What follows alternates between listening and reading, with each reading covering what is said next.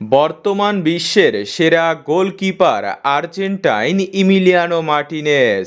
বেশ কিছুদিন ধরেই আলোচনা চলছিল তার বর্তমান ক্লাব অ্যাস্টন ভিলার হয়ে শেষটা দেখে ফেলেছেন তিনি।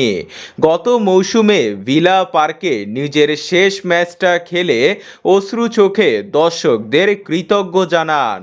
গুঞ্জন উঠেছিল স্প্যানিশ ক্লাব বার্সেলোনায় যাচ্ছেন দুইবার ইয়াসিন ট্রফি জেতা এই গোলকিপার। তবে বার্সেলোনা সাময়িকের জন্য নয়, বরং লম্বা সময়ের জন্য ভালো গোলকিপার চাচ্ছে।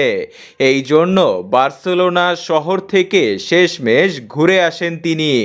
তাহলে ইমিলিয়ানো মার্টিনেজ কোথায় যাচ্ছেন এ নিয়ে চলছিল ধোঁয়াশা। তবে আগামী মৌসুমে ইমিলিয়ানো মার্টিনেজকে দেখা যাবে ইংলিশ প্রিমিয়ার লিগের শক্তিশালী দল ম্যানচেস্টার ইউনাইটেডে। ম্যানচেস্টার ইউনাইটেডের অবস্থা ভালো না। ভালো গোলকিপারের অভাবে এবারের মৌসুমে প্রিমিয়ার লিগে 42 পয়েন্ট নিয়ে 16 নম্বরে অবস্থান করে সিজন শেষ করেছে। গোল হজম করেছে 54টি। নিয়মিত গোলকিপার আন্দ্রে ওনানা পারছেন না সুবিধা করতে, তাই তাকে বিক্রি করে দিয়ে এবার দলে নিতে চাইছে ইমিলিয়ানো মার্টিনেজকে।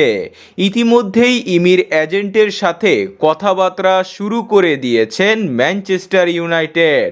সম্ভবত 2 বছরের চুক্তি ও 1 বছর হাতে নিয়ে মোট 3 বছরের জন্য ম্যানচেস্টার ইউনাইটেডে যাচ্ছেন এই গোলকিপার। 1 সপ্তাহের মধ্যে কিংবা ক্লাব বিশ্বকাপের পর হতে পারে এই চুক্তি।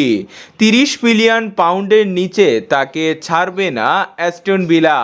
আর সে হিসাবে 450 কোটি টাকায় ম্যানচেস্টার ইউনাইটেডে যাচ্ছেন দুইবারের সেরা এই গোলকিপার।